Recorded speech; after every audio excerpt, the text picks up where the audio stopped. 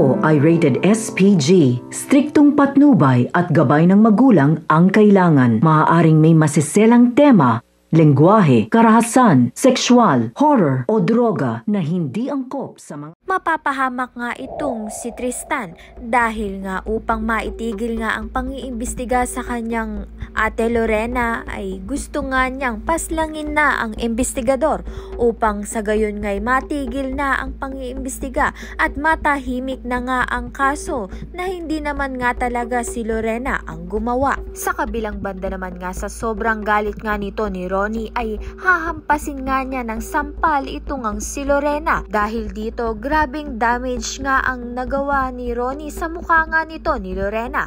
Kaya naman nga dahil dito ay nagkaroon pa nga ng tsansa itong si Lorena na ipagawa at iparitoke nga ang kanyang mukha. Samantalang nararamdaman nga nito ni Amber na may itinatago nga itong si Lorena sa kanila dahil madalas niya nga itong mapansin na pagkabalisa nga nito ni Lorena. Hanggang saan nga kaya ni Lorena na itago nga ang kanyang nakaraan dahil alam nga ni Lorena na kapag nga nalaman nito ni Wilfred ang katotohanan ay masisira ang kanilang relasyon at makukulong pa nga siya. Kaya naman nga't yan at iba pa ang dapat nating pakaabangan. Maraming salamat sa iyong panonood.